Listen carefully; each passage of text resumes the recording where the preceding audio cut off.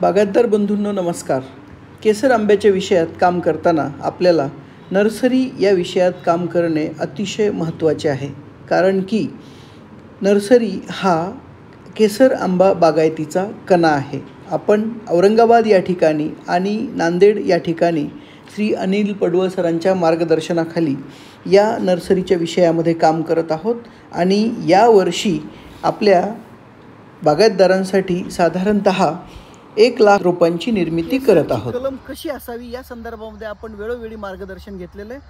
त्यासाठी आपण केसरची कलम निवडताना एक मुख्य बाब म्हणजे ती केसरची कलम रायवळ किंवा गावठी बाट किंवा कोय याच्यावरच बांधलेली असली पाहिजे, जेणेकरून ती कलम त्या वातावरणात त्या जमिनीमध्ये अधिक आणि मोठ्या प्रमाणावर चांगल्या पद्धतीनं तग धरून राहते. तसंच त्या वातावरणात येणाऱ्या वेगवेगळ्या कीड आणि रोगांना सुद्धा प्रतिबंध करते. म्हणून आपण यावर्षी नर्सरीच्या विषयामध्ये काम करताना आवर्जून पुढच्या वर्षी ज्या बागायतदारांना आपल्या माध्यमातून आपल्या कंपनीच्या आपल्या ग्रुपच्या माध्यमातून केसर कलमांची गरज असेल त्या लोकांना केसर कलम देण्याच्या दृष्टिकोनातून आज आपण तयारी करत आहोत.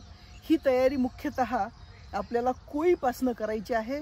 तर मी तुम्हाला या ठिकाणी समोर दाखवतोय की आपण संपूर्ण मराठवाडा, विदर्भ आणि खानदेशामधून ही गावरान कोय तुम्ही जवळून हिला बघू शकता. गावरान कोई अशी केसाळ वजनाला जास्त असते. या प्रकारच्या ह्या गावरान कोई आपण गोळा करून या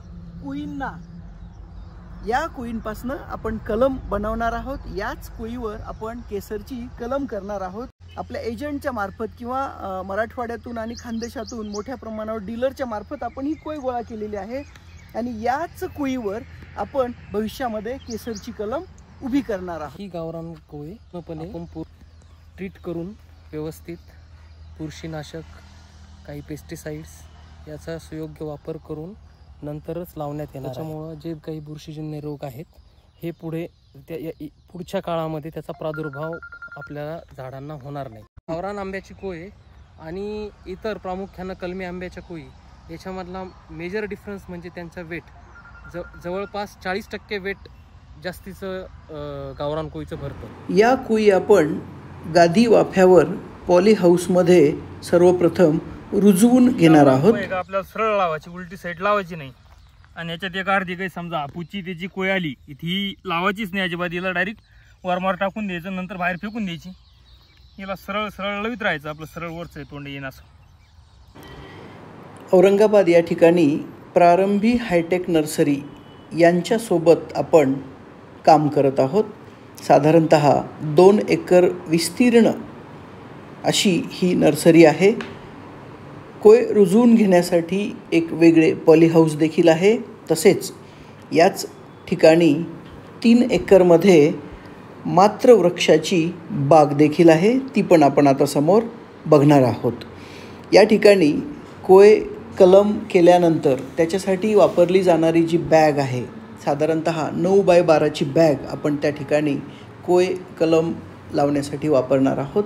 त्याचबरोबर कोय रुजवून घेण्यासाठी अतिशय शास्त्रशुद्ध पद्धतीने गादी वाफे आपण तयार करून घेणार आहोत.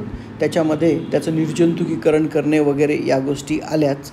त्याचबरोबर कोय कलम केल्यानंतर पिशवीमध्ये जी माती वापरायची आहे ती पण अतिशय व्यवस्थित आणि वेगवेगळ्या सेंद्रिय खतांनी युक्त अशी माती आपण त्या ठिकाणी वापरणार आहोत. त्या ठिकाणी कलम केल्यानंतर पॉली हाऊसमधून आपण 21 दिवसानंतर कलम करणार आणि त्यानंतर या शेडनेटमध्ये आपण त्या सर्व कलमांना या ठिकाणी ठेवणार आहोत. साधारणतः या ठिकाणी योग्य पद्धतीने त्याला आळवणी किंवा पाणी देणे, त्याबरोबर बुरशीनाशकांची ट्रीटमेंट करणे, मॉर्टॅलिटी किंवा मृत झालेली वेगवेगळी कलम वेगळी करणे, बांधलेली कलम योग्य पद्धतीने झालेली आहे की नाही याचे परीक्षण करणे, त्याचबरोबर वेगवेगळ्या अन्नद्रव्यांची या कलमांवर फवारणी करणे, अशा प्रकारची वेगवेगळी काळजी आपण या विस्तीर्ण अशा 1 एकरच्या शेडनेटमध्ये घेणार आहोत. जेणेकरून आपल्यापर्यंत येणारी कलम ही अतिशय उत्कृष्ट असेल आणि त्याचबरोबर साधारणत 1,00,000 कलमांच्या बांधणीचं नियोजन आपण यावर्षी करत आहोत. साधारणत 25,000 नांदेड या ठिकाणी श्रीयुत पडवळसाहेबांच्या मार्गदर्शनाखाली, तर औरंगाबाद या ठिकाणी 75,000 कलम आपण बांधत आहोत, जेणेकरून नोंदणी करणाऱ्या बागायतदारांना एकही कलम कमी पडणार नाही याची आपण खात्री किंवा काळजी घेणार आहोत. तसेच ज्या बागायतदारांना नोंदणी करायची असेल ते बागायतदार आत्ताच आपल्याला हवे असलेल्या कलमांची नोंदणी करू शकतात. तसेच आपण या ठिकाणी मातृवृक्षाची व्यवस्था साधारणत 2 एकरमध्ये 7 वर्षापूर्वीची ते 8 वर्षापूर्वीची मातृवृक्ष या ठिकाणी आहेत. अतिशय उत्कृष्ट काडी या ठिकाणी आपण पूर्णतः निर्जंतुकी करून कलम करून घेण्याच्या दृष्टिकोनातून बांधणार आहोत, शोधणार आहोत. आणि त्याचबरोबर या ठिकाणी असलेला म्हणजे जी मातृवृक्ष आपण या ठिकाणी वापरतोय त्या ठिकाणी असलेल्या आंब्याचा आकार, आंब्याचा रंग, चव याही गोष्टी आपण अतिशय पारखून घेतलेल्या आहेत. आपण व्हिडिओमध्ये पाहू शकता की अतिशय गोल गरगरीत आणि योग्य आकाराचा असा हा केसर आंबा मातृवृक्ष म्हणून वापरला जाणार आहे, जेणेकरून भविष्यामध्ये जी महत्त्वाची गोष्ट असते केसर आंब्याचं दिसणं, गोल गरगरीत थोडासा लांबुडा आकार असलेला केसर ही त्याची ओळख आहे. तसेच हा केसर चवीलासुद्धा अतिशय सुंदर आहे. बागायतदारांना जर तो पाहायचा असेल तर त्याच ठिकाणी पाहता येतो. त्याचबरोबर बागायतदारांना जर स्वतःच्या मातृवृक्षाची काडी द्यायची असेल आणि त्याच्यावर कलमांची बांधणी करायची असेल तर ती देखील सुविधा यावर्षी आपण बागायतदारांना देणार आहोत.